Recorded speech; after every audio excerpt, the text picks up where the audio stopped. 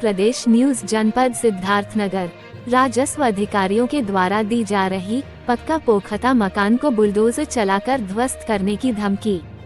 जनपद सिद्धार्थनगर के तहसील शोहरतगढ़ से एक बहुत बड़ी खबर निकलकर सामने आ रही है। शोहरतगढ़ निवासी राजेंद्र बढ़ाई ने मीडिया को बताया कि मेरा बनाया पक्का पोखता मकान, जिसका गाटा संख्या 363 है, जिसको मैंने बनाया खरीदा था। उक्त मकान का निर्माण वर्ष 1990 में हुआ था।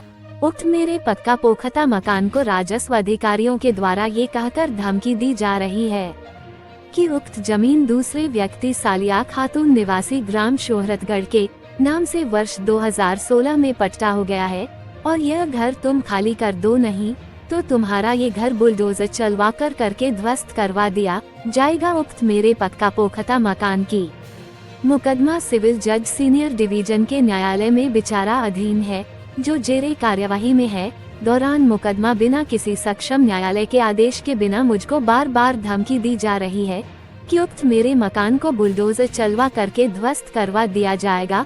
हम आपको बताते चले कि सालिया खातून के नाम से 4 जगहों पर 4 पट्टे अवैध हुआ है, जिसमें डोया नाले पर स्थित राम जानकी मंदिर की जमीन भी सम्मिलित है, जिसकी कीमत लोगों के द्वारा करोड़ों रुपए आंकी जा रही है, जो कि अवैध रूप से पट्टा हुआ है, जिसका गाटा संख्या 72 है। राजेंद्र बढ़ाई ने हाथ जोड़कर शासन प्रशासन एवं माननीय मुख्यमंत्री महोदय जी से यह निवेदन कर रहे हैं कि जब तक मेरी मुकदमा दीवानी न्यायालय में विचाराधीन है, तब तक उक्त मेरे पक्का पोखता मकान को ध्वस्त न किया जाए। दीवानी न्यायालय का जो अंतिम निर्णय आएगा वो मुझे स्वीकार होगा। यदि मेरे विरुद्ध न्यायालय के द्वारा आदेश पारित हो जाएगा, तब मेरे मकान को ध्वस्त कर देना, मुझको कोई एतराज नहीं होगा। तो मैं आप लोगों को सुना रहे हैं मीडिया से हुए बातचीत के कुछ अंश।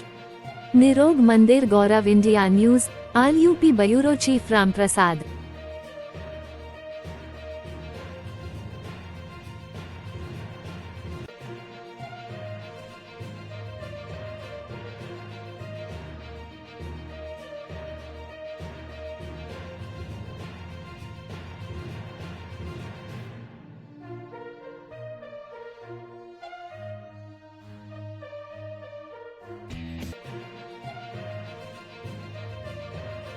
चलो, क्या नाम है भैया आपका?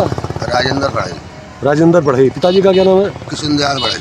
किशुनदयाल बढ़ाई। कहाँ के निवासी हो? शोहरतगढ़ निवासी है। आपका थाना कौन सा है? थाना हमारा शोहरतगढ़ साहब। तहसील कौन सा है? तहसील भी शोहरतगढ़। आपको क्या समस्या है, क्या मीडिया से कहना चाहते हैं? अब मीडिया से हम यही कहना चाहते हैं सरकार कि हम आजकल वहाँ 40 साल से हमारे बाप दादा से वहाँ कहाँ पर?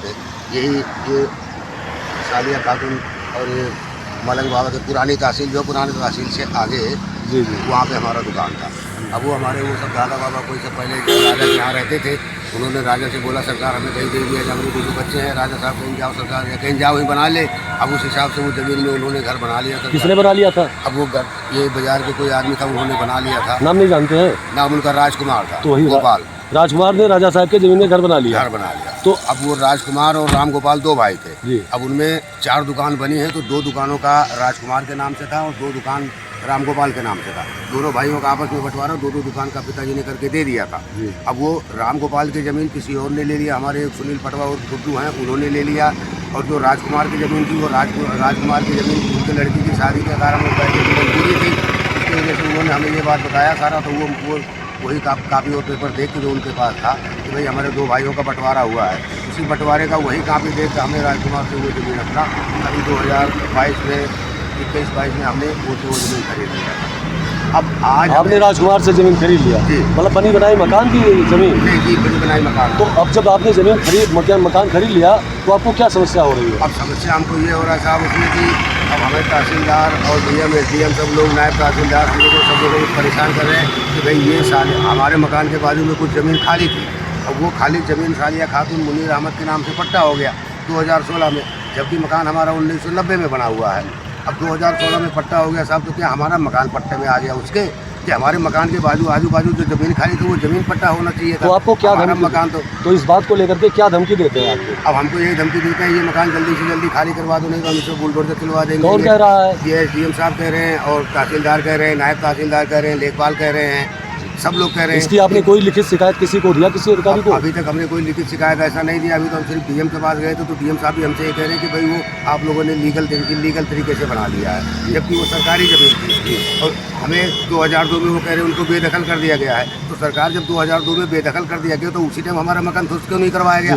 उसी टाइम हमारा मकान ध्वस्त करवा के उसके बाद फिर उसको पट्टा देना चाहिए था। तो इसकी कई मुकदमा लंबित है, कहीं चल रही है? जी, मुकदमा हमारा सीनियर डिवीजन के यहाँ न्यायालय में चल रहा है, सिविल कोर्ट में, सिविल जज सीनियर डिवीजन के यहाँ? सीनियर डिवीजन के यहाँ। और हमारा उसके पट्टा मनसूखी का भी हमने मुकदमा दायर किया। मुकदमा हमारा डीएम कोर्ट में भी उनका मुकदमा चल रहा है। आज 2 साल से हमारा मुकदमा चल रहा है। अब उस मुकदमे की कापी को ये लोग तहसीलदार, एसडीएम, नायब तहसीलदार और एसडीएम, डीएम, ये उस कापी को कोई मान के राजी नहीं है। तो कह रहे हैं इसका मतलब कुछ नहीं होता है। अब इसीलिए हमें धमकी दे रहे हैं सरकार की, बार-बार मकान खाली कर दो, नहीं करवा देंगे। 2 बार 3 बार हमारे मकान पे जाके जेसीबी। तो आप अपनी बात क्या उत्तर प्रदेश सरकार माननीय योगी आदित्यनाथ जी तक पहुंचाना चाहते हैं? कि वहाँ तक हम पहुँचाए, लेकिन हमने लिखित द्वारा उनको वहाँ पहुँचाया है। हमने दरखास्त में दिया है, माननीय मुख्यमंत्री जी को भी दिया है, माननीय बस्ती कमिश्नर मंडल है उनको वहाँ भी दिया है, डीएम साहब को भी दिया है, और जहाँ सिविल कोर्ट में भी दिया है, थाना अध्यक्ष को भी दिया है। हमने अपने दरखास्त अपनी तरफ से जहाँ भी हमने सब जगह, उस पर कोई कार्रवाई हुई? कोई कार्रवाई नहीं हुआ। तो अब आप क्या चाहते हैं इस समय? अब हम ये चाहते हैं सरकार की मकान हमारा जैसे वो बना था वैसे हम रहें, और जो जिसका पट्टा है वो अपने मकान में कायम रहे, हम अपने मकान में कायम रहें। हमारा उसका कोई झगड़ा नहीं, कोई झगड़ा तो हम माननीय उत्तर प्रदेश सरकार योगी आदित्यनाथ जी को इनकी पीड़ा अवगत कराना चाहेंगे अपने चैनल के माध्यम से कि ये मकान खरीद करके जिसमें अपनी दुकान वगैरह कर रहे हैं, उसको ये कह रहे हैं कि एसडीएम साहब, तहसीलदार साहब ये धमकी दे रहे हैं कि बुलडोजर चलवा दिया जाएगा। वो किसी ज़माने में राजा साहब की ज़मीन हुआ करती थी, बाद में वो एक किसी व्यक्ति के नाम से पट्टा कर दिया गया, खाली पड़ी ज़मीन को उसी के साथ में कह रहे हैं कि इनका मकान बनाया भी पट्टा हो गया। तो हम ये